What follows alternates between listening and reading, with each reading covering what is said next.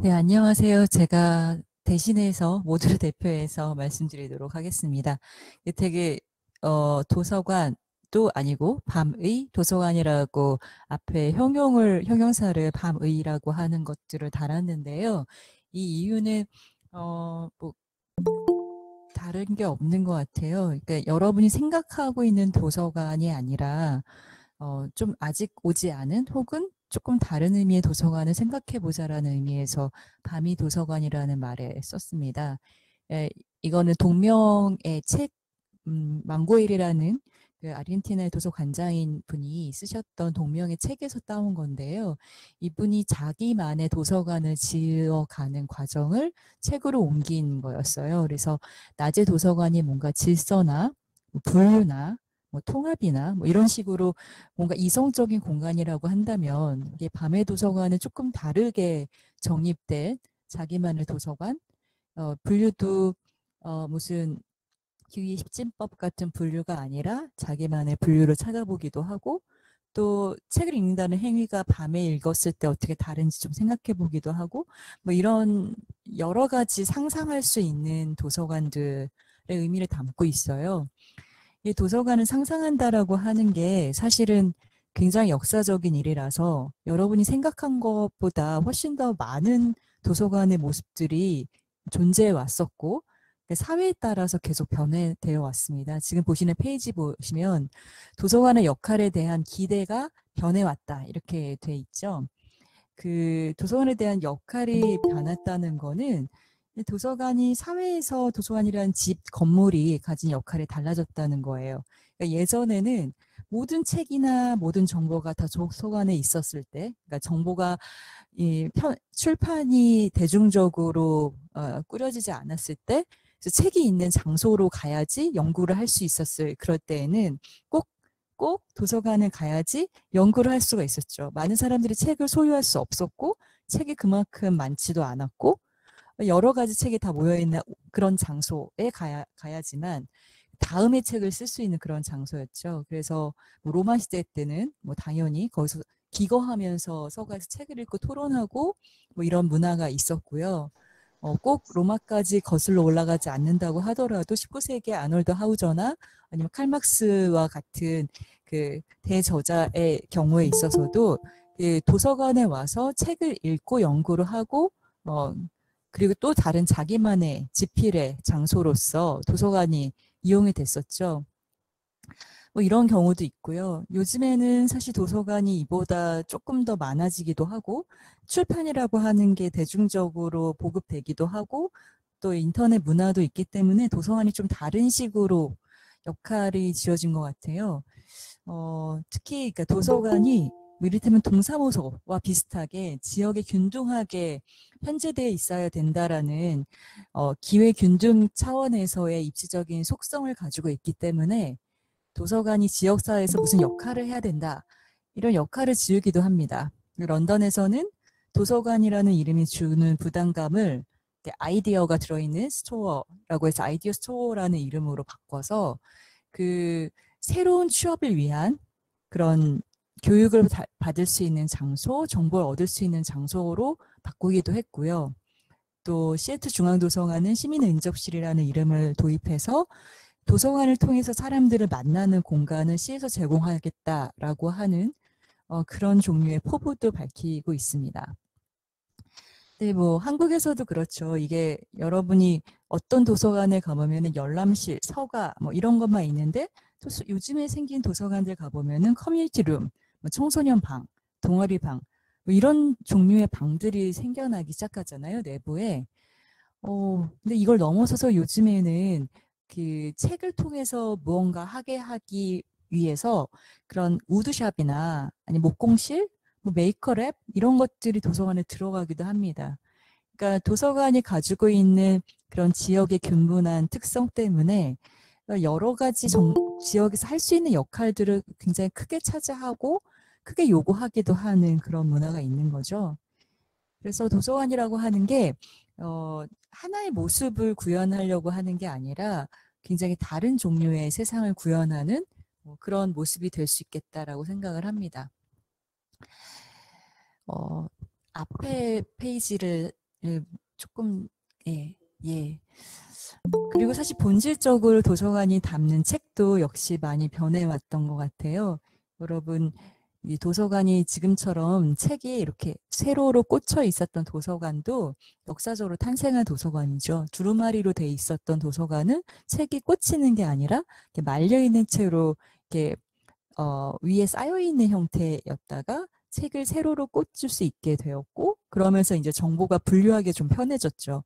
아무래도 말아서 다 봐야지 알 수 있는 정보와 이렇게 밖에서 보기만 하더라도 그 안에 있는 정보를 추측할 수 있는 그런 정보는 이 체계가 다르잖아요. 그리고 출판 인쇄가 혁명이 일어나면서 이전에는 막 너무너무 훔쳐갈까 봐 묶어놓기도 하고 금고에다 닫아놓기도 하고 이랬던 그런 책들이 대중들에게 열려있는 서가에 나오기 시작을 한 거죠. 뭐 신문이 등장하기도 했고, 그리고 잡지, 그리고 지도, 뭐 이런 것들이 도서관 안으로 들어오기 시작했습니다. 사실 요즘엔 지도실이 좀 없어지긴 했지만, 그래도 많은 도서관들이 지도도 보관을 하고 있죠. 그러니까 정보가 굉장히 다양해지면서 도서관이 무엇을 담는가 하는 것 자체가 되게 달라진 거죠. 그 라이브러리 말고 도서관 나타내는 또 다른 영어가 비블리오텍이잖아요. 이거는 텍은 선반을 의미하고 비블리오는 책인데 이 대신에 이제 미디어텍이라고 하는 도서관들이 나오기 시작을 했죠. 미디어도 도서관에 들어가는 정보로 이제 분류되기 시작을 한 것이죠. 그래서 우리는 이 도서관이라고 하는 곳이 자연스럽게 디지털 정보도 얻을 수 있고 또 책도 볼 수 있고 뭐 잡지도 구독할 수 있는 그런 공간으로 너무 이렇게 당연하게 보기 시작을 한 것 같아요. 근데 최근에는 이제 이걸 넘어서서 아예 뮤지엄이나 아카이브와 같은 성격을 또 담기도 합니다. 뭐 여러 가지 대형 뭐 광주 아시아나 문화전당의 라이브러리 파크나 아니면 시립미술관의 평창도 분관 같은 데 보면은 도서관과 예술의 경계도 조금 다른 식으로 조정이 되고 있는 것 같아요. 그 도서관에 이제 어떤 우리가 박물관에서 볼 수 있을 만한 성격의 공간도 역시 등장할 수 있다라는 거죠. 근데 이런 게 굉장히 많은 고민을 하게 되는 것 같아요. 우리가 어떤 거를 담을 수 있을까? 그러면은 지금 많은 정보를 얻을 수 있는 유튜브와 같은 거를 도서관이 담아야 되나? 아니, 어차피 가서 볼 수 있는 거를 여기 도서관에서 꼭 와서 봐야 되는가? 뭐 이런 질문들이 막 오고 가기 시작하는 것 같아요.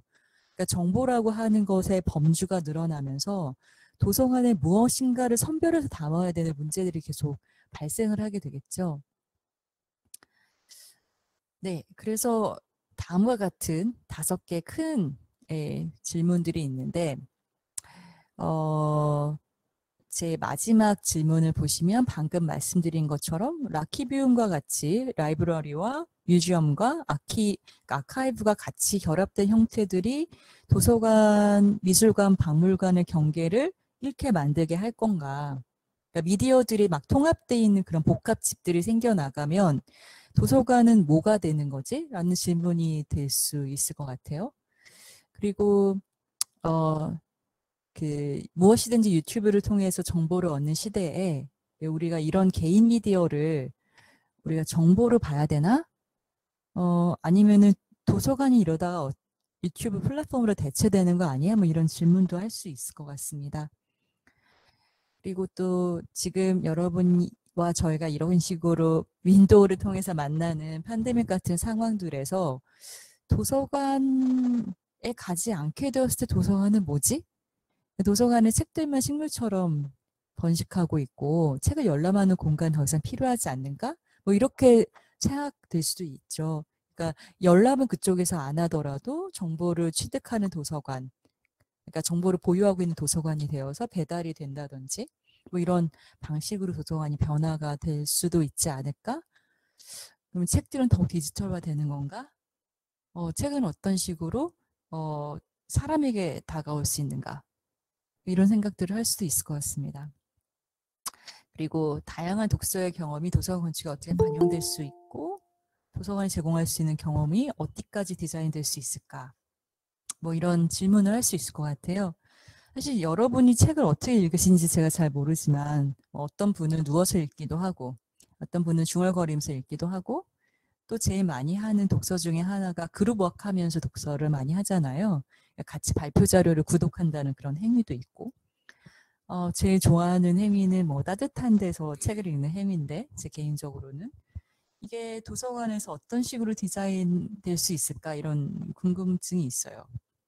이 독서의 경험이라고 하는 것들을 배우는 장소도 역시 도서관이라고 생각을 하거든요. 그러니까 책을 읽는다는 행위들을 공공장소에서 했을 때 그게 어디까지 디자인으로 반영될 수 있을까 뭐 이런 질문을 할 수 있을 것 같습니다.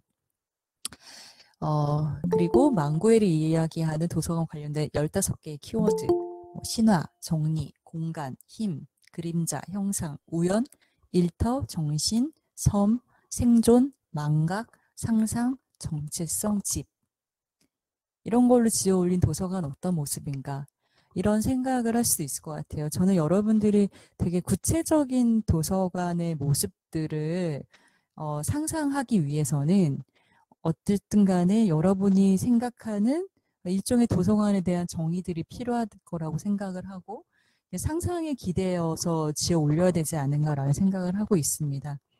예, 기능적으로 풀어가는 도서관이 아니라 여러분이 정의하는 정말 도서관이라고 하는 모습들을 보고 싶고요.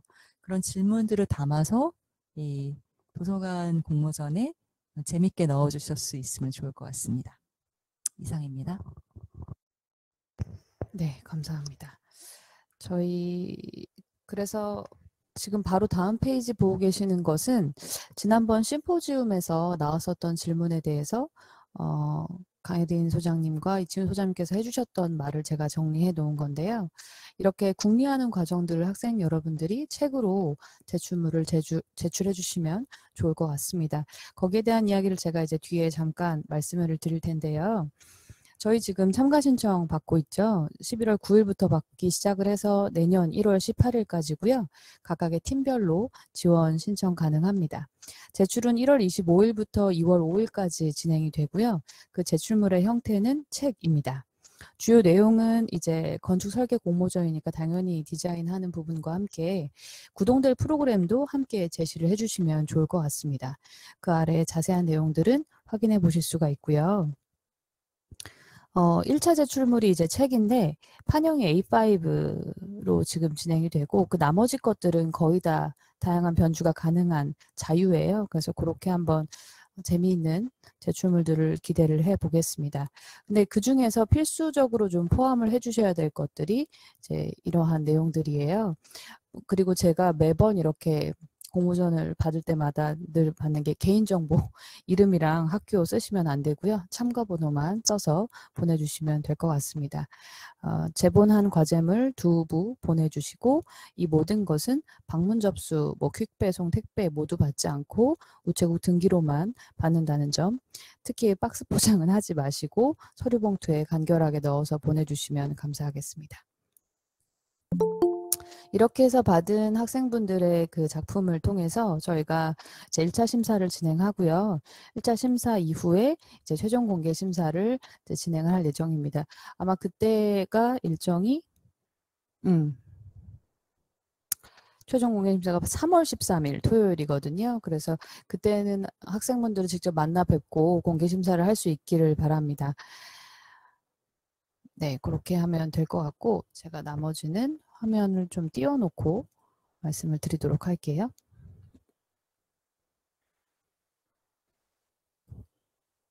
네, 101명이 들어오셨네요. 제가 알고 있기로 이 구글이 100명까지 가는 걸로 알고 있는데 네, 뭐 아마 맥시멈으로 다 들어와 주신 것 같아요. 네네네. 그래서 지금 쭉 살펴보시면서 궁금하신 부분들 있으시면 채팅창으로 문의를 주시면 좋을 것 같습니다. 네, 박영숙 관장님 말씀을 한번 좀 들어보면 좋을 것 같아요. 잠시만요.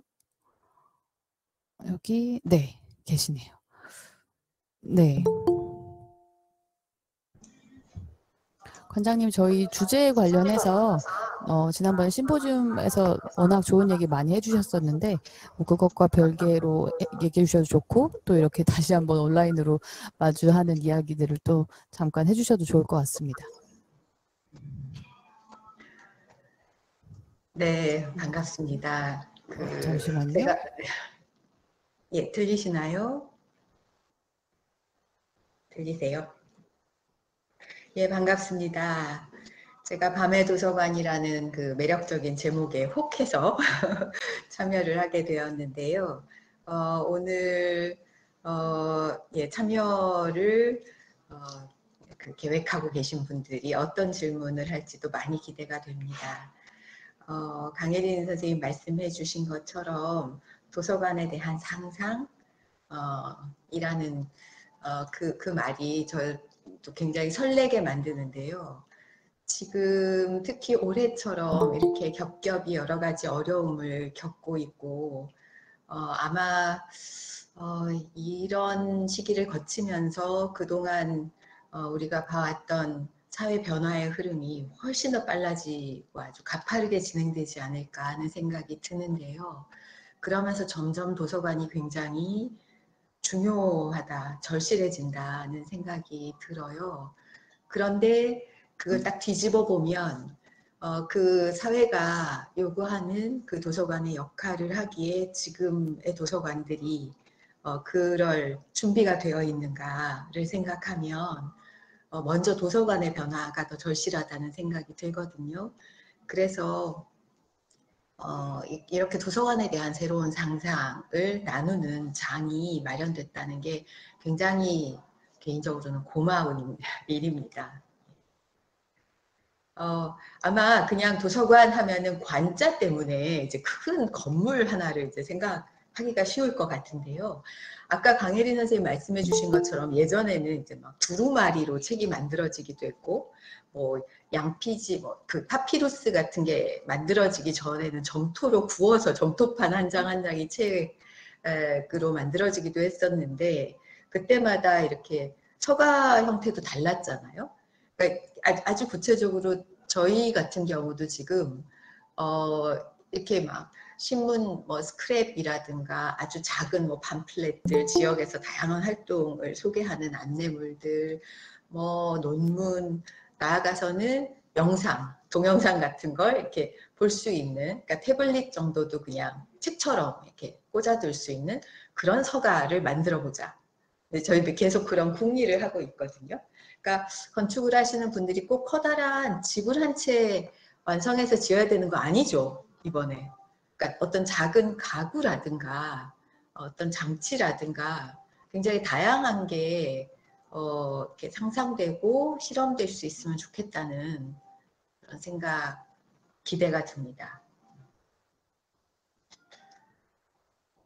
예, 제가 길게 얘기하면 질문을 많이 못 받을 것 같아서. 저희 느티나무 네. 도서관에 네. 학생들이 좀 가서 답사를 하고 있다고 들었어요. 예, 한 팀이 벌써 다녀가셔가지고요. 우리 사서들이 굉장히 좀 반갑고 감동받았다고. 어찌나 꼼꼼하게 이렇게 구석구석을 살피는지 예사롭지 않아서 혹시 뭘 찾으시나요? 무슨 일로 오셨나요? 이랬더니 저 정림, 건축 뭐 이러면서 얘기를 하더래요. 거기서 느티나무 도서관 이름을 들었다고. 그래서 아, 저렇게 예사롭지 않게 살피는 분들이 여기 참여하다니 하고, 우리 사서들도 지금 굉장히 기대하고 있습니다. 그러면서 이제 저희끼리 했던 얘기가, 전에 강혜린 선생님도 말씀하셨습니다만 꼭 건축학도들끼리 하지 말고 우리 같은 사람들, 사서들 한 명씩 끼거나 문헌정보학이나 뭐, 예, 다른 뭐 작가나 아니면 문화기획자나 다른 사람들이 한 명씩 끼어서 그룹이 만들어지면 좋지 않을까? 뭐 이런 이야기도 했습니다. 오늘 여기 참여하신 분들 혹시 시간이 허락하신다면 저희 도서관이 용인에 있거든요. 다양한 교통수단을 안내해 드릴 수 있으니 한번 오시면 반갑게 네, 맞이하겠습니다.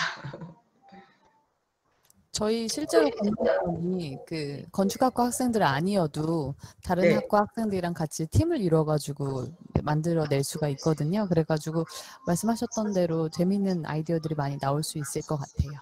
네, 네. 감사합니다.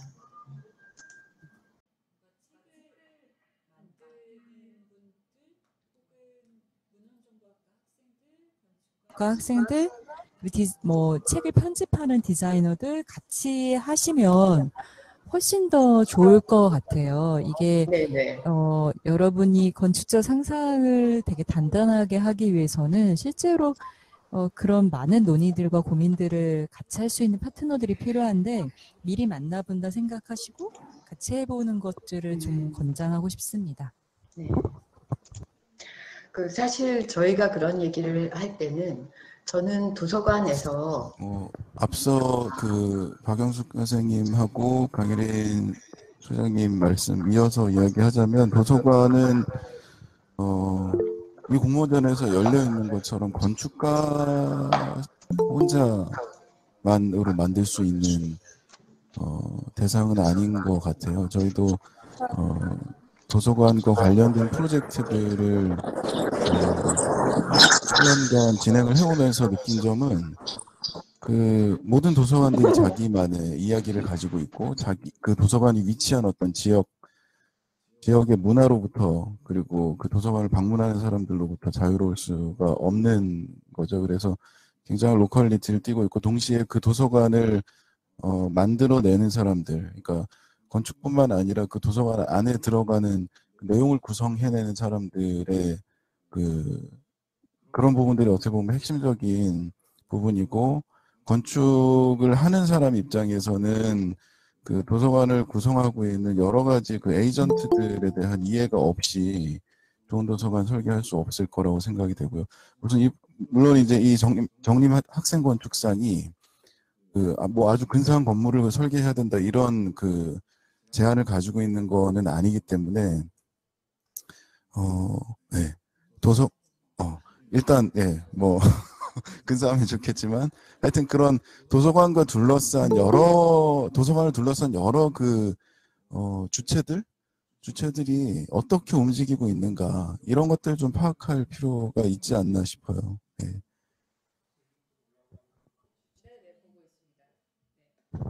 네, 지금 질문이 막 올라왔는데요. 송승우님이 질문하신 것부터 먼저 보실까요? 여기 지금 보이시는데, 네, 답변을 해주시면 될 것 같습니다. 제가 한번 읽고 답변을 해주시면 될 것 같은데, 심포지움 때 대지에 관한 말씀에서 공공도서관이 도심지에 있기 힘든 이유 중 하나가 자본적인 원리라고 말씀하셨는데, 학생들이 공모전에 접근을 하는 데 있어서 이러한 경제적, 자본적 요소도 고려를 해야 될까요?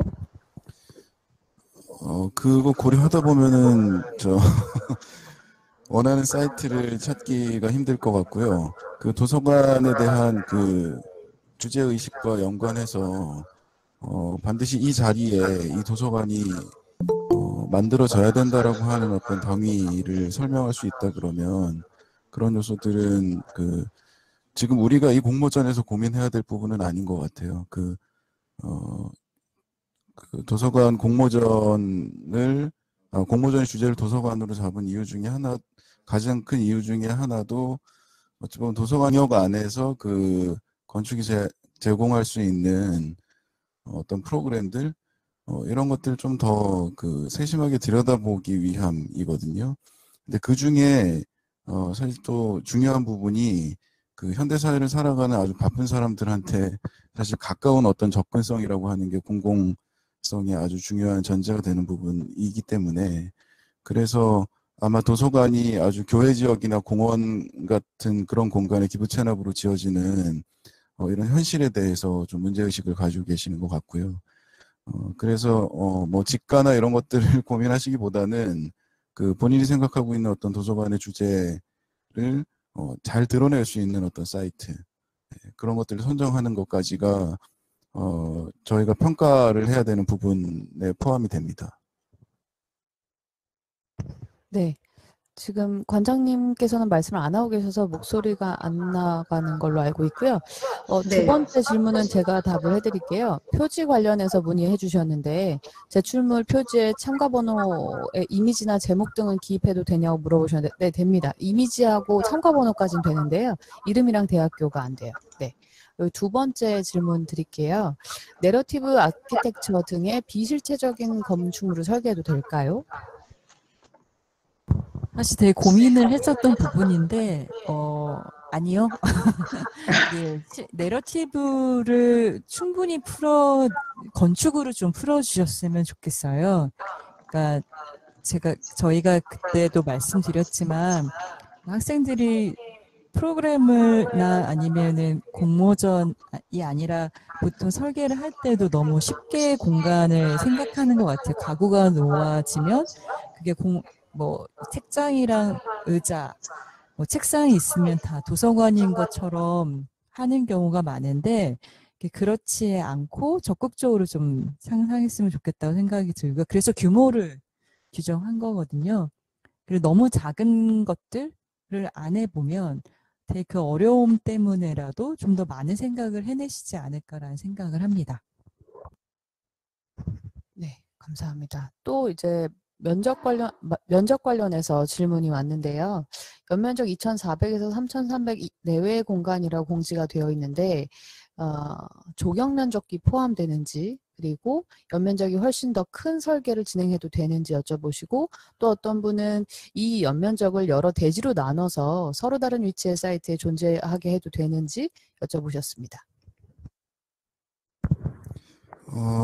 지금 2,400제곱미터에서 3,300제곱미터 그 숫자가 사실 의미가 있는 것은 아니고요. 저희가 그 현실에서 지어지고 있는 그 공공도서관의 사이즈들을 보면 예를 들어서 한 800평에서 1,000평 정도 되는 규모의 도서관은 좀 큰 구립도서관 내지는 작은 시립도서관 정도 사이즈에 해당이 돼요. 그래서 도심 안에 들어가는 그 도서관의 사이즈로서 이제 적정한 사이즈라고 생각해서 이제 그 크기를 저희가 선택을 하게 된 것이고요. 조경 면적은 빼고 생각하시는 게 맞지 않을까요? 그리고 예, 대지를 나눠서 구성하는 것도 가능하다라고 생각이 됩니다. 네, 답변이 네. 되었기를 바랍니다. 지금 새로 예. 들어오신 분들도 계시고 한데 저희 질문은 말씀으로 하지 마시고 채팅창으로 부탁을 드리도록 하겠습니다. 그런데요, 그 좀 전에 조경 면적에 박영숙 대해서 관장님께서 처음에 그 느티나무 도서관 입지를 선택하실 때 되게 고민이 많으셨던 것 같은데 그 네, 고민을 좀 같이 나눠주시면 저희가 왜 네. 이렇게 중심지에 하고 싶은지 이런 얘기들에 대한 답이 될 것 같아요, 선생님.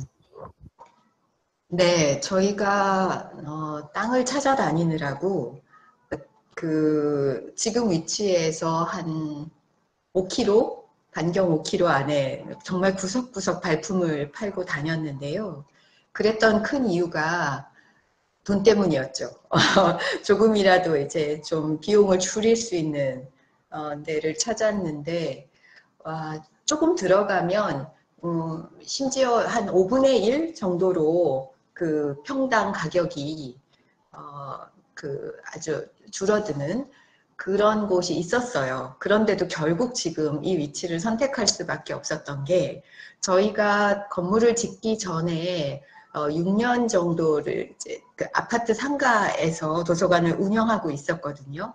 근데 그때 도서관에 아주 단골이었던 아이들이 이곳에 이제 버스를 타고 한 10분 정도 와야 하는데 그러면 이렇게 쉽게 올 수 있는 거리, 그리고 좀 날이 좋으면 그냥 걸어올 수도 있는 거리를 벗어나면 안 됐고, 또 버스가 이렇게 자주 다니는 버스들이 연결되는 곳이어야 했고, 또 여기 우리 지역에서 20평대 아파트, 그러니까 이렇게 아이들도 있고 도서관을 많이 이용할 사람들이 수천 세대가 여기 밀집해 있는 지역이기도 했어요. 그리고 무엇보다 인근에 학교가 초중고등학교가 5개가 이렇게 오골오골 모여 있는. 그래서 이런 그러니까 저희가 이 동네를 다니면서 그냥 땅만 본 게 아니라 이곳을 찾아오는 사람들이 어떤 표정으로 어떤 방향에서 누구와 함께 올지 그런 그림을 많이 떠올렸는데요.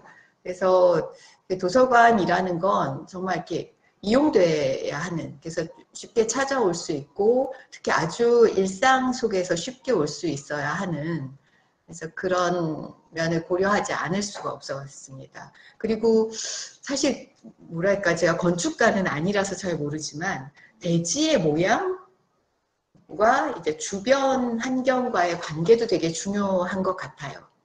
여기는 이렇게 택지 개발 지구로 이렇게 딱 도시 계획에서 딱 네모난 한 필지가 이렇게 네모난 딱 구획이 되어서 있었는데 그게 연결되고 또 바로 옆에 아주 작은 공원이 있어서 이른바 차경을 할 수 있는 거라든가 인근에 주택가가 있는 거라든가 그런 여러 가지 요소들을 고려해서 사실은 주변에서 굉장히 대지 가격이 비싼데도 여기를 결정을 하게 됐어요.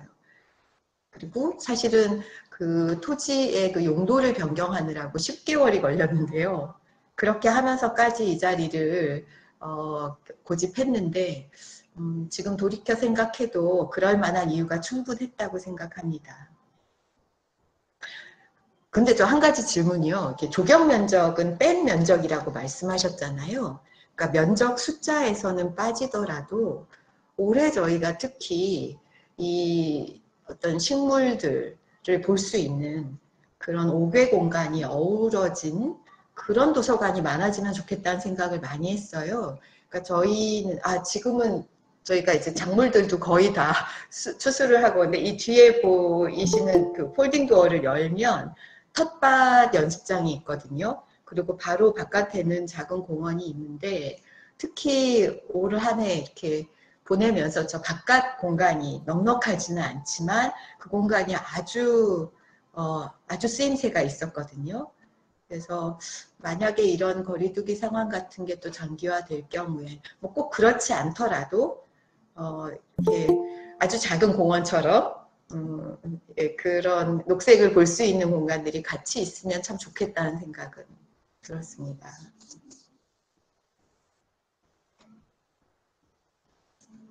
그래서 계속 생각했는데 여러분 그 도서관이 역할이 좀 달라지고 있다고 앞에서 말씀드렸는데 그런 걸 본인이 생각했을 때에 이제 특히 이렇게 팬데믹의 상황에서 어떤 외부 공간과 적극적으로 조응하는 공간이 필요하다고 생각하시면 네, 말씀하신 대로 되게 적극적으로 넣어주시는 것들 당연히 가능하고요.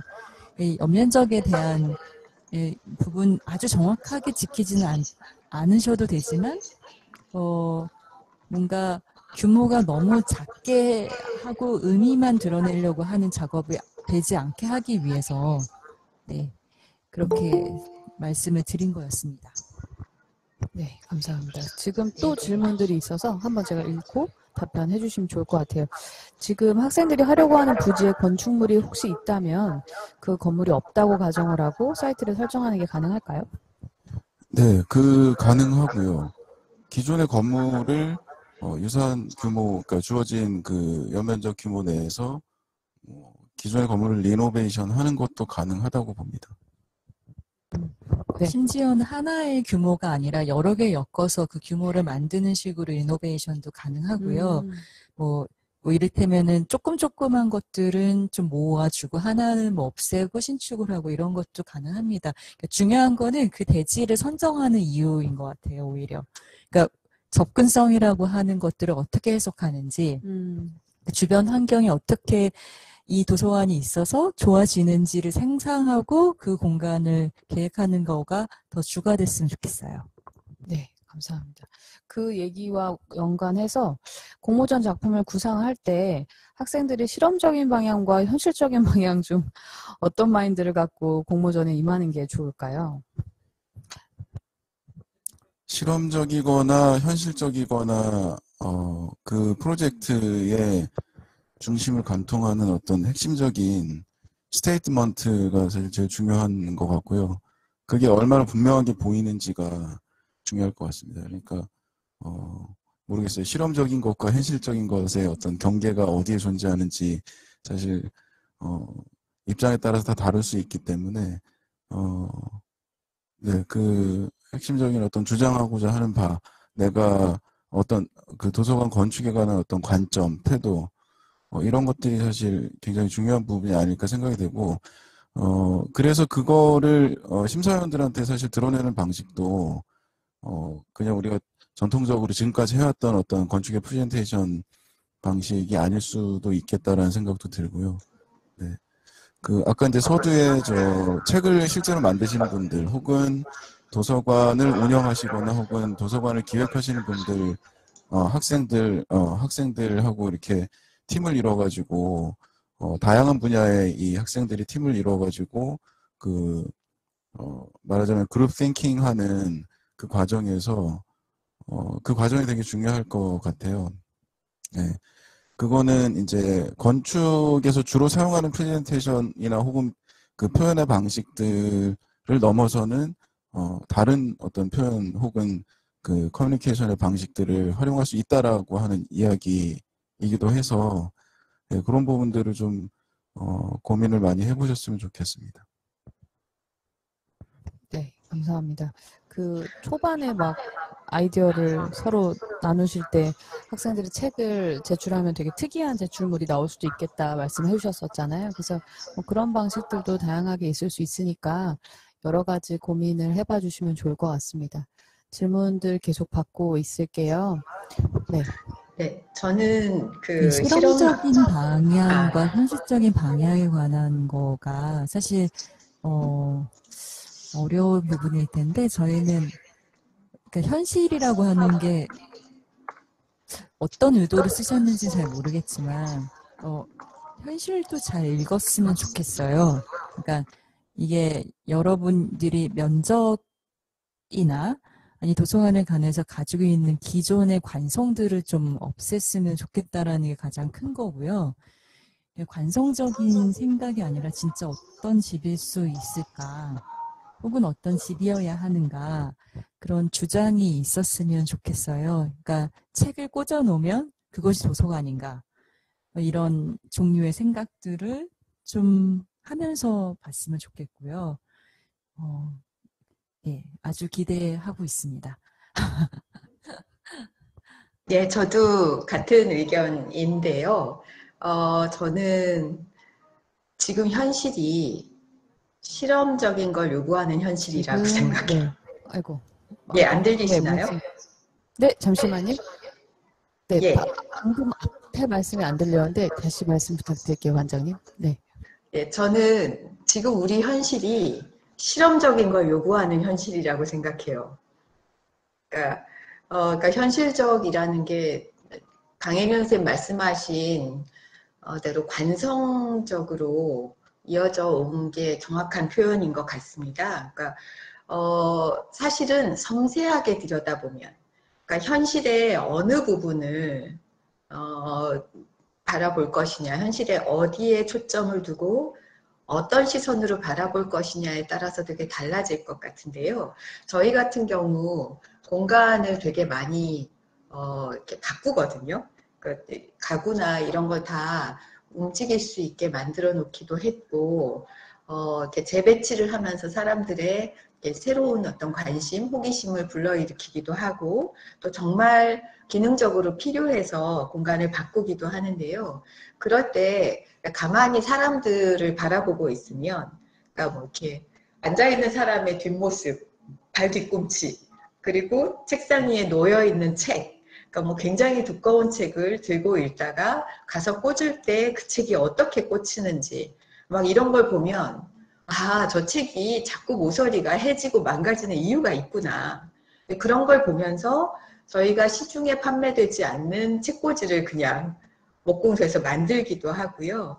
그리고 이렇게 커다란 책이나 이런 거는 그냥 이렇게 꽂지 않도록 올려둘 수 있도록 온돌방에 자리를 마련하기도 하고, 또 이렇게 2층에서 이렇게 내려다보면서 1층의 바닥에 이렇게 목재 바닥이 이렇게 사람들이 많이 다니는 곳은 이 표면이 닳아서 이렇게 색이 바뀌거든요.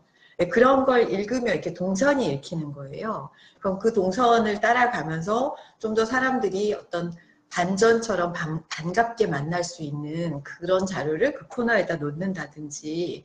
그래서 사실 현실이라는 게 반드시 뭐 경제적인 효율성이라든가 뭐 이런 것만이 아니라 실제 사람들이 도서관에서 시간을 보내고 머물고 살아가는 사람들의 모습, 그런 어떤 잠재되어 있는 현실의 요구 이런 걸 읽는다면 굉장히 실험적인 것들이 필요하지 않을까 하는 생각이 듭니다. 예. 저도 관장님 말씀에 너무 공감하는데 저희가 지금 이렇게 만나는 상황의 현실에서 어떤 관성을 얘기할 수 없을 것 같아요. 더 이상. 그러니까 이게 단기간에 끝일 일인지 아니면 많은 것들을 바꿔낼지는 잘 모르겠지만 어쨌든 이게 지속되는 이 짧지 않은 기간에 한해 모든 고민들, 현실에 대한 고민들은 기본적으로 기존에 있었던 역사에서 가져올 수 있는 것들이 좀 없는 거 아닌가 싶기도 하고요. 그러니까 관장님이 계속 고민하시는 것처럼 아니 이 책들이 어떻게 만나게 하는지 자체가 일단 도서관에서 고민이 되신다고 말씀도 하시고 있고 그래서 사실 되게 현실적이었으면 저는 좋겠어요. 어떤 의미에서는 네네. 그러니까 이 상황에 대한 고민이 좀 진지하게 됐으면 좋겠다라는 생각이 들어요. 네.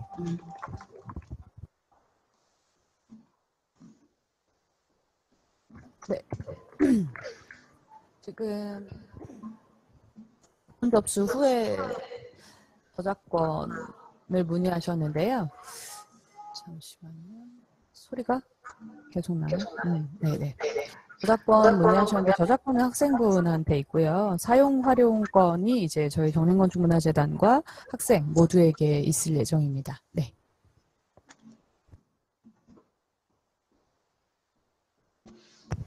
주제 설명의 영상은 지금 저희가 녹화 중인데요.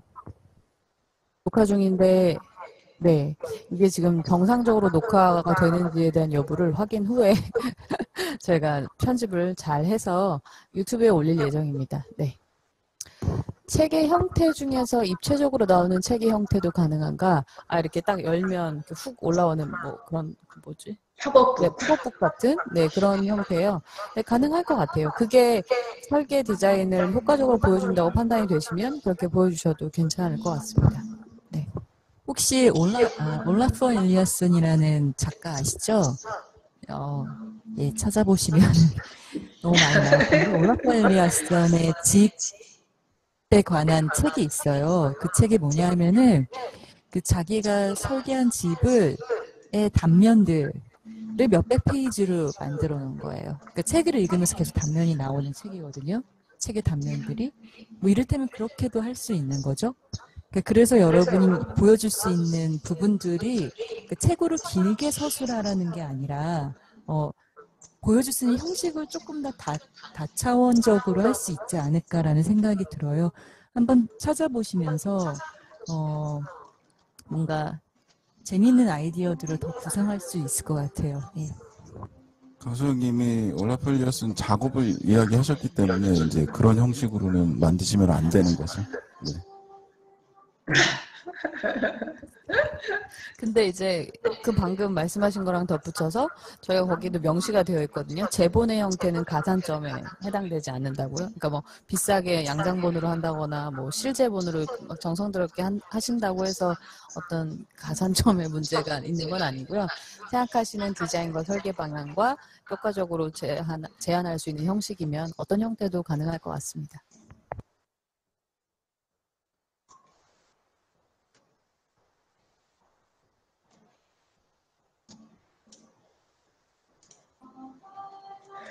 그 다음 질문이 나오기 전에 그냥 아까 이제 말씀드렸던 거에 이어서요. 그러니까 아까 이치원 소장님도 말씀해 주신 것처럼 그러니까 사람들이 이곳에 와서 도서관, 다양한 도서관에 가서 거기에 머무는 사람들을 좀 관찰해 봐도 좋지 않을까 싶습니다. 그러니까 아까 잠깐 말씀드린 것처럼 저희가 공간을 재배치하거나 할 때 그냥 하지 않거든요. 그냥 하지 않고 각자 이제 관찰한 걸 가지고 막 낙서하듯이 그려보고, 그래서 어쩔 때는 이렇게 좀 오려서 모형을 만들어서 막 재배치해보기도 하고, 그리고 실제로 사람들에게 많이 물어봐요. 그러면 여기 별로 편하지 않은 것 같은데 좀 어둡기도 하고 그런데 너네 왜 맨날 여기 있냐? 막 이러면 이제 청소년 아이들이 여기 있으면 뭐 마음이 어떻고 뭐, 예, 뭐 다른 데 시선도 안 받고 뭐 좋다 이러면 이제 그 공간을 조금 더 이렇게 편하게 머물 수 있도록 하기도 하고요.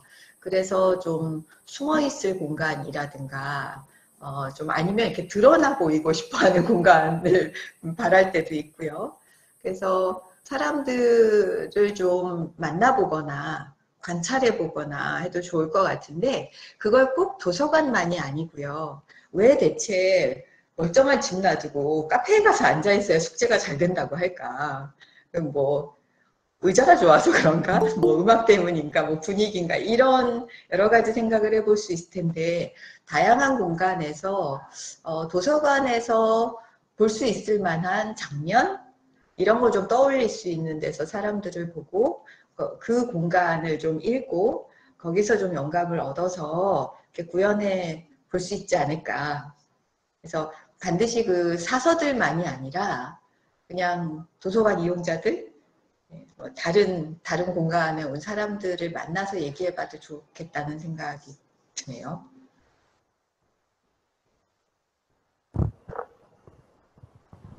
관장님은 이제 행위를 얘기하셨는데 책을 읽는 행위를 좀 관찰해 보셨으면 좋겠다고 말씀해 주셨고요. 저 동의하고요.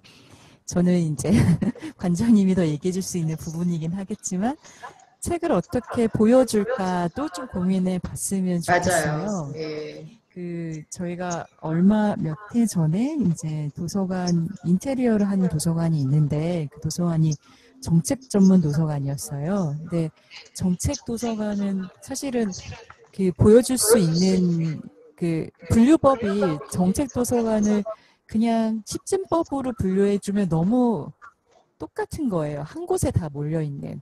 그래서 그때 얘기했던 거는 정책은 시의적절해야 되니 태깅이랑 같이 가야 되겠다 싶어서 해시태그를 가지고 도서관을 분류할 수 있는 방법들을 좀 고민한 적이 있거든요. 그러니까 시의적절함에 걸맞는 그러면은 그런 식으로 책을 분류하는 방식이나 보여주는 방식에 대한 고민도 할 수 있을 것 같고, 그리고 사실은 저는 한번 가봤으면 좋겠는 느티나무 도서관이 제일 많이 고민하시는 것 중에 하나가 책을 어떻게 소개할 것인가를 제일 많이 고민하시는 것 같아요. 그래서 계속 키워드를 가지고 다시 배치하기도 하고 책을 펼쳐놓기도 하고, 책은 뭐 더 몇 년 전의 기억이긴 하지만 한 해 한국에서만 4만여 종이 나오는데 그거 중에 어떤 책들을 보이게 할 건지 그런 부분들을 고민해서 보여줄 수 있는 방식들도 좀 고민했으면 좋겠어요. 그게 책 받침도 될 수 있고 책 꽂이도 될 수 있고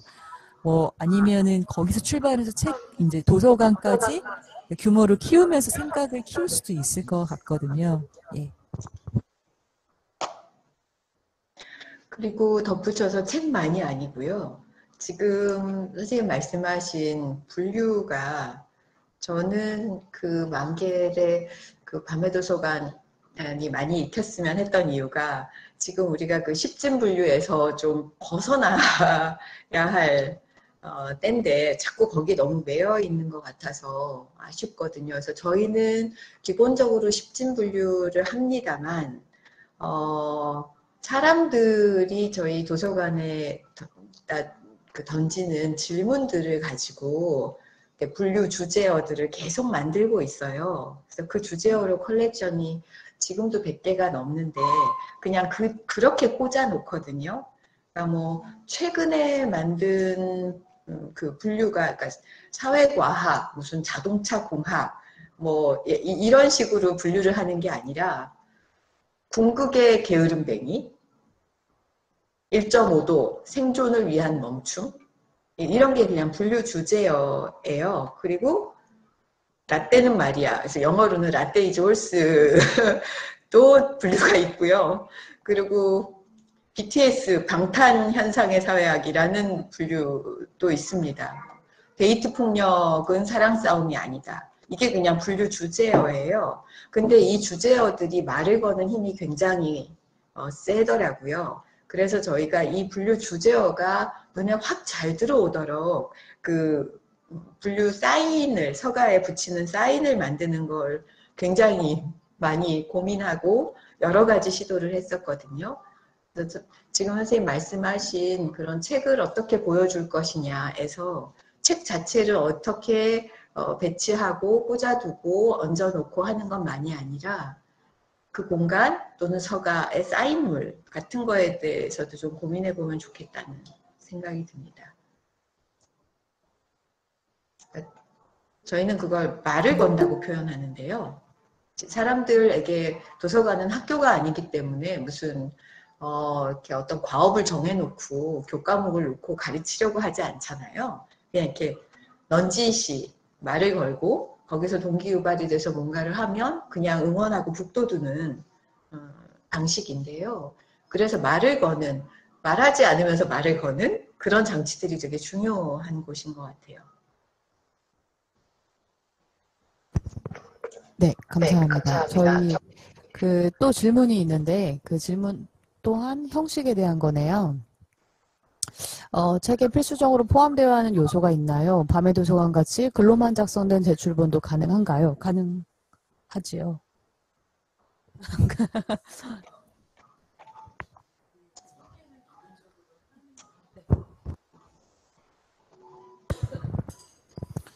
정님 학생 건축상이기 때문에 설계를 하시려고요. 뭐 글을 건축으로 볼 수도 있고 책의 구조나 이런 것들이 혹은 책을 쓰는 과정들이 사실 건축을 만드는 과정들하고 굉장히 유사하기 때문에 책이라고 하는 매체를 좀 선택을 했었던 것이고요.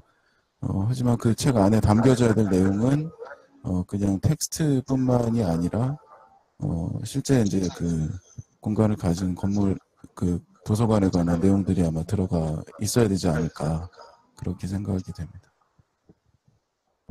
네, 그리고 책의 형태는 출판이 될 수 있는 형태라고 말씀해 주셨는데 그 정도로 이해하면 될까요? 라고 말씀하신 게 그 판형 같은 거 말씀하시나요? 판형은 저희가 A5로 해놨어요. 왜냐하면 이게 나중에 느티나무 도서관에 함께 전시가 될 예정이어서 학생분들의 그 제출물이 동일한 판형이긴 하지만 그 안에서 다양한 베리에이션이 가능하다는 거를 확인해 주시면 좋을 것 같습니다. 네, 그럼 또 질문 있으시면 문의해 주세요.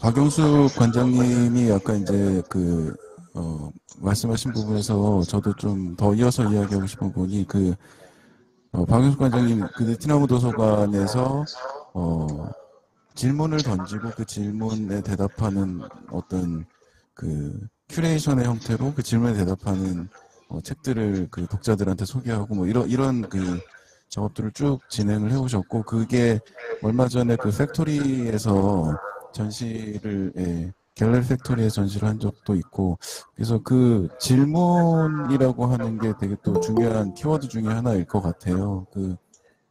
개인적으로 시집을 많이 읽지는 않는데 네루다의 질문의 책이라고 하는 시집을 네. 좋아하는데 그 질문의 책들을 읽어보시면 정말 푹 하고 이렇게 웃게 되는 그런 질문들이 있는데 그 질문 안에 어떤 통찰이 들어있다고 해야 되나요? 그래서 그 질문 하나로 굉장히 많은 생각들을 유발할 수 있는 어떤 그 문장들 그런 것들을 읽으면서 되게 재미있었던 그런 경험을 했었던 것 같고 그래서 도서관에 관해서도 사실은 지금 우리가 던지고 있는 어떤 주제라고 하는 게 굉장히 폭이 넓고 형식부터 시작해서 학생들이 상상할 수 있는 어떤 범위가 굉장히 어떻게 보면 좀 추상적이고 모호할 수도 있는데 그 네루다가 던지는 어떤 질문과 같은 굉장히 날카로운 어떤 그 통찰을 여러분들이 보여주셔야 되지 않을까. 그러려면 굉장히 많이 공부해야 되는 주제라고 생각이 됩니다. 네. 네.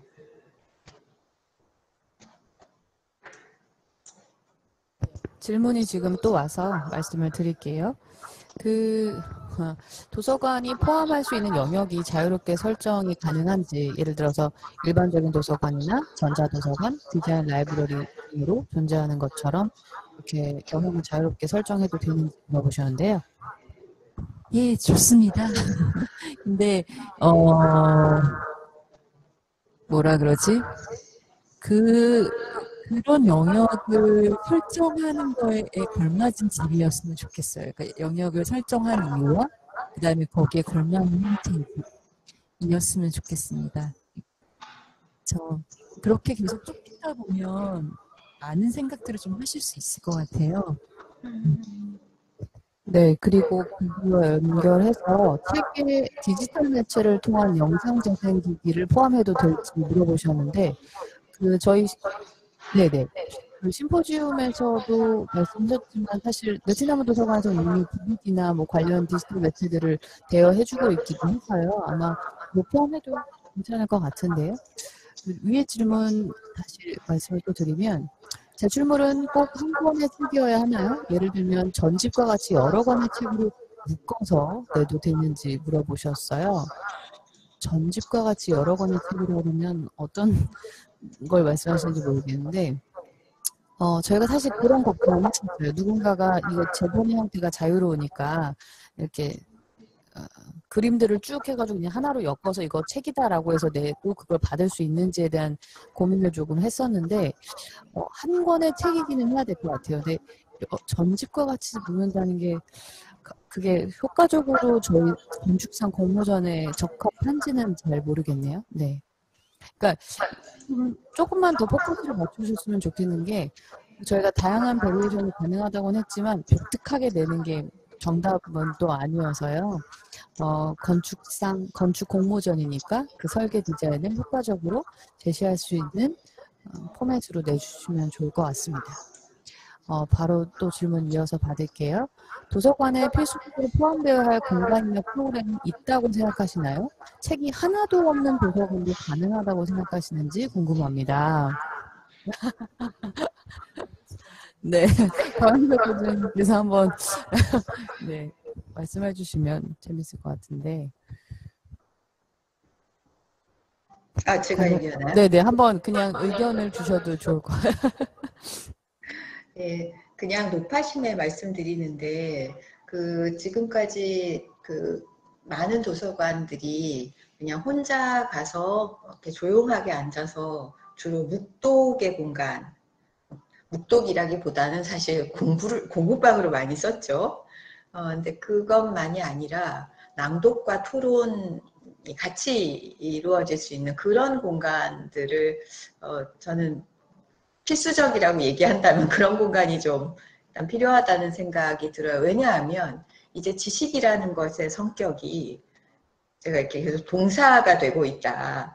그러니까 예전처럼 이렇게 그 서가에 많은 책들이 꽂혀 있고 그걸 바라보면서 이렇게 뿌듯하게 지식의 보고라고 얘기하던 그런 도서관의 개념이 아니라 지금은 워낙 굉장히 다양하고 복잡하고 많은 것이 다 연결되어서 또 수없이 어떤 화학작용을 일으키는 그런 사회에서 우리가 살아가고 있잖아요.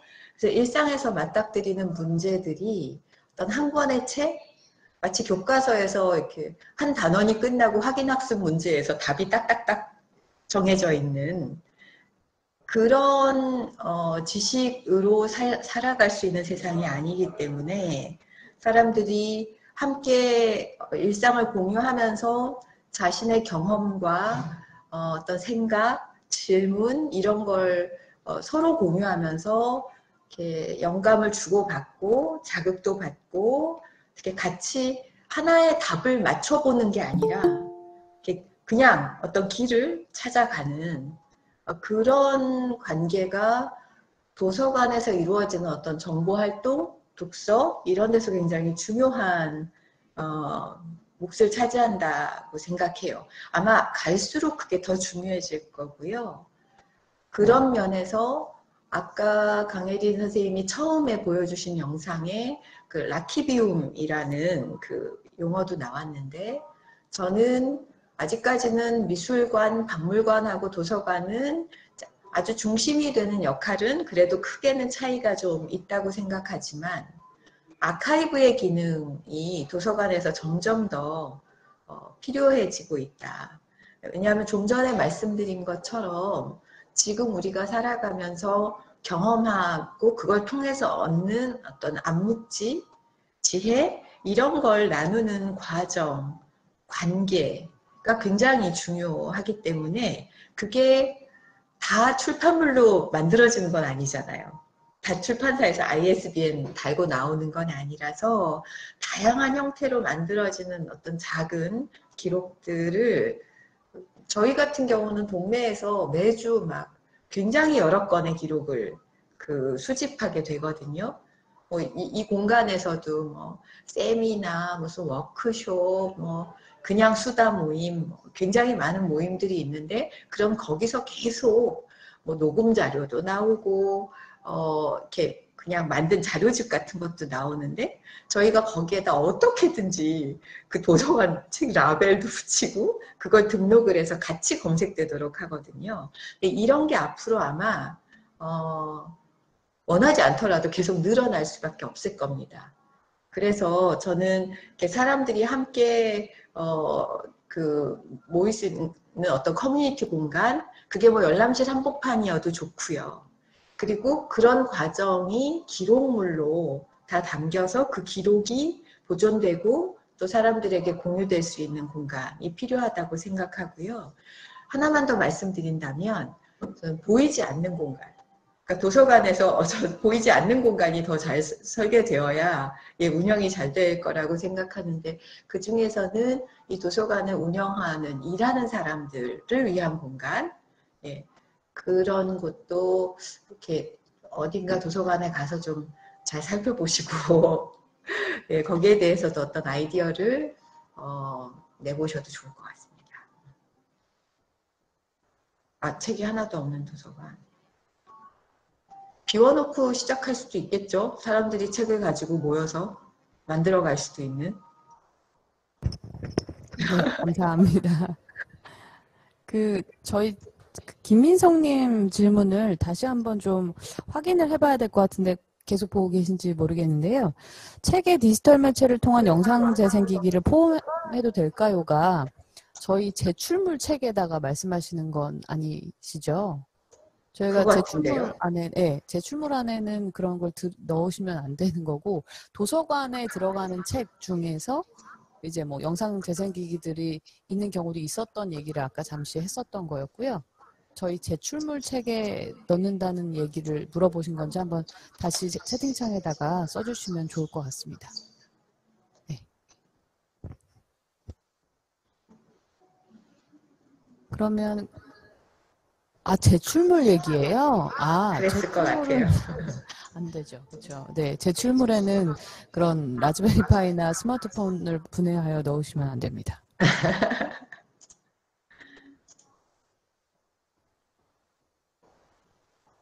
네. 방금 또 질문이 와서요. 건축법에 대한 질문을 드립니다. 대지에 따라서 다양한 법들이 적용되고 있을 건데 어느 정도 고려를 해야 할까요?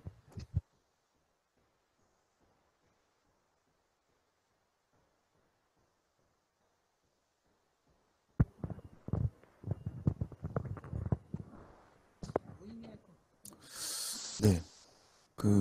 대지에 따라서 다양한 법들이 적용되고 있는데, 공모전에 참여하시는 학생들이 어떤 지역지구에 대지를 선택하실지 예측할 수 없는 상황이기 때문에, 법정 요건들에 대해서는, 너무 엄격하게 적용할 필요는 없지 않을까. 그리고 이제 저희가 선정한 대지에 대해서 저희가 법적 제한 사항들을 검토해서 그걸 어겼다고 해서 뭔가 그렇게 심사하지는 않을 것 같고요. 구체적인 대지를 상정하라라고 하는 거는 지역의 맥락이나 주변의 맥락과 도서관이 어떤 관계를 맺을 수 있을지에 관한 생각들, 주장들을 보고 싶은 거기 때문에 그런 면에서 좀 이해를 해주시면 좋을 것 같습니다. 이게 그 건축법을 가지고 대지를 구하려고 하면 좀 어려우실 거예요. 왜냐하면 규모가 이미 특정이 되어 있었기 때문에. 그래서 오히려 좀 그 대지를 선정한 이유들이 조금 많이 설명될 수 있는 쪽으로 좀 생각해 주셨으면 좋겠습니다. 그리고 여러분이 고려하는 것들에 대한 부분들은 주로 내용적인 부분이면 좋을 것 같고요. 그래서 그 정도로만 생각해 주셨으면 좋겠습니다.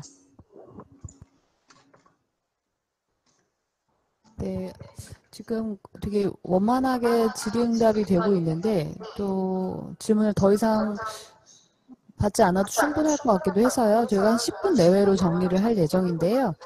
살펴보시고 계시는 학생분들 중에서 더 궁금하신 분들은 빠르게 채팅으로 문의해 주시면 좋을 것 같습니다.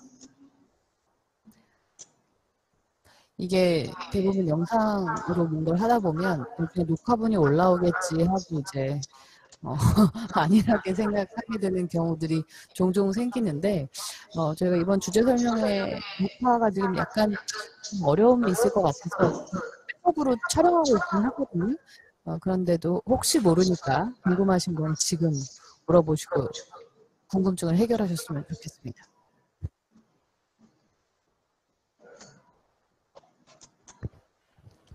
처음 발표 때 주제 설명회 때 썼던 PPT요. 이거는 저희 그 홈페이지에 있는 내용을 제가 그대로 가져온 거예요. 그래서 정림학생건축상 홈페이지가 따로 있는데요. 정림학생건축상 홈페이지에 있는 그 심사위원회 글과 전반적인 공모전에 대한 설명글을 이렇게 나눠놓은 거니까 따로 파일이 필요하지는 않으실 것 같아요.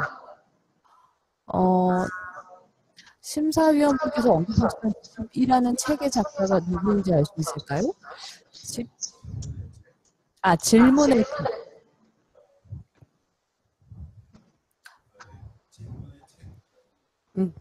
질문의 책이라는 시집입니다.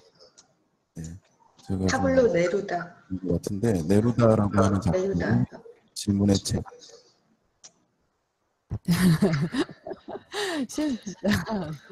빨리 10분 내로 답변해달라고 했더니 빠르게 올라온 것 같아요. 가장 좋아하거나 가볍게 그런 보실 때 인상 깊었던 도서관?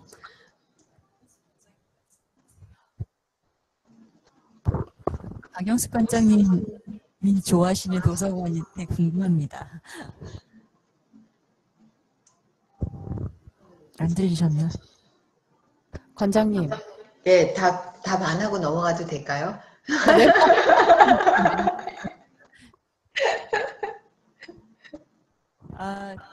어려운 질문인데. 네. 저는 그냥 답을 피해가는 면에서 아까 이용자들도 만나보고 관찰하면 좋겠다고 했지만 두 분이 쓰신 책 있잖아요. 도서관 산책자. 그러니까 좀 도서관 산책자로 좀 지내보시면 좋겠어요. 여기 응모하시는 분들이. 그래서 그냥 저희는 우리 직원들, 사서들도 그러거든요. 그러니까 나로부터 시작하는 나의 질문, 나의 요구, 뭐 이런 데서 시작할 때 굉장히 힘을 갖는 걸 다들 많이 경험을 해서요. 그게 뭐 내 중심이 되어야 된다는 건 아니겠지만, 그러니까 뭐랄까 내가 집을 지어서 제공하는 그러니까 어떤 대상들에게 도움이 되고자 하는 그런 극진한 마음도 굉장히 소중하지만 내가 좀 주체가 돼서 도서관을 누려보고 그러면서 떠올리는 생각들도 되게 좋을 거라는 생각이 듭니다. 네, 감사합니다. 네, 저희 또 다른 질문이 있는데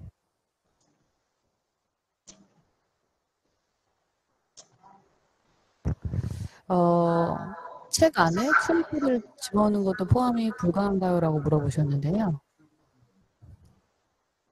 그쵸. 밖에 어떤 이미지를 저기 웹에다 올려놓고 그 다음에 만약에 책에서 QR코드를 이렇게 찍었을 때 하는 게 그럴 것 같아. 괜찮을 것 같긴 한데 그렇게 하면 다 그렇게 넘어가게 돼버릴 수도 있어서 조금 과업이 많아지는 수도 있을 것 같아요. 그래서 그냥 안 넣으시는 게 어떨까 싶습니다. 만약에 같은 내용이라고 하더라도 심사하면서 다 QR코드를 찍어보기는 좀 어려울 것 같아요. 그리고 재미있는 발상이지만 사실 책 안에서 좀 해결하는 것, 그러니까 그 구조 안에서 해결하는 것들이 저희가 책을 굳이 도판이나 설계 설명서가 아니라 책이라고 하는 걸 놓았던 이유이기 때문에 그건 지켰으면 좋겠습니다. 갑자기 막 10분이나 그러니까. 이제 한 3분 남았는데요. 네. 주네요. 제가 하나만 우선 말씀드리면 사이트가 한국에 있어야 하나요? 아니어도 돼요. 잠깐 아니에요? 지난번 심포지움에서 사실 이용원 그 사무총장님이 말씀하셨던 부분 중에 제가 인상 깊었던 게 그 도서관이 굉장히 보편적인 그 공간이면서 건축의 형식이지만 어떤 한국적인 어떤 특수성 같은 것들을 이해할 필요가 있다라고 말씀하셨고, 그런 면에서 사이트는 한국으로 한정하는 게 맞지 않을까 싶습니다. 네, 제가 잘못 말했어요. 사이트는 한국이었으면 좋겠어요. 그러니까 한국의 현실을 가지고 얘기를 하는 쪽이 맞다고 생각을 합니다. 그런 의미에서 사이트가 한국에 있으면 좋겠습니다. 네네. 이 모든 이야기는 사실 심포지움에서의 내용과 이렇게 연결이 돼요. 그래서 그거 한번 보시면 이해가 빠르실 것 같아요. 저희가 이상적으로 막 아름다운 도서관을 설계해라 그러지는 않으니까요. 네네, 그걸 한번 할게요. 도서관에서 책이라는 지식의 매개가 중요하다고 생각하시는지, 책 안의 본질인 지식이 중요하다고 생각하시는지 궁금합니다.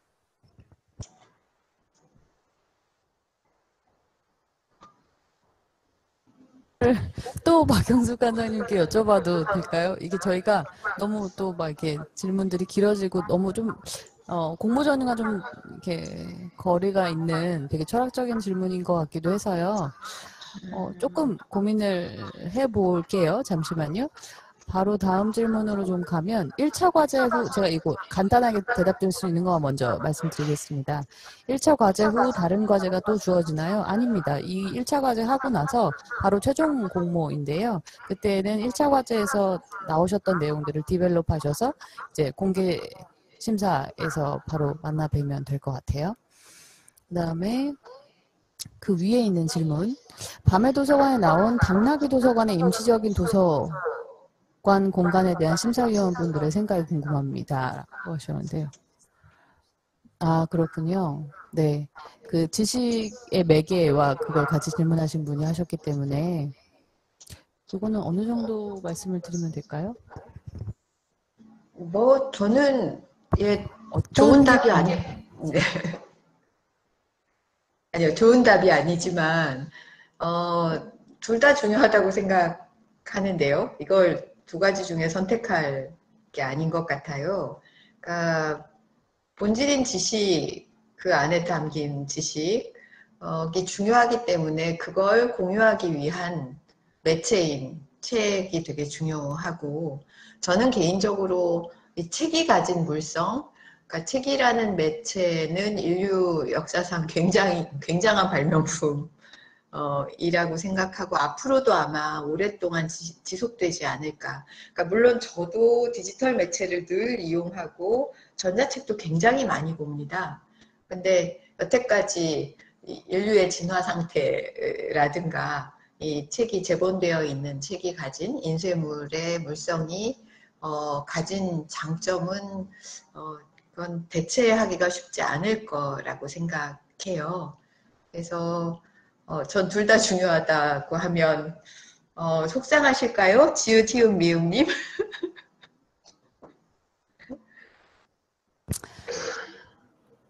네, 그러면 당나귀 도서관은 저희도 책 수레를 운영했었거든요. 그러니까 당나귀가 이제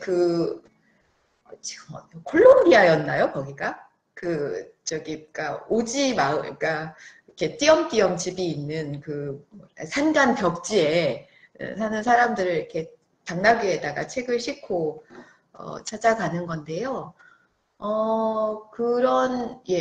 그거 자체가 공간이라기보다는 예전엔 저희 이용훈 총장님이랑 같이 그런 얘기도 했었어요.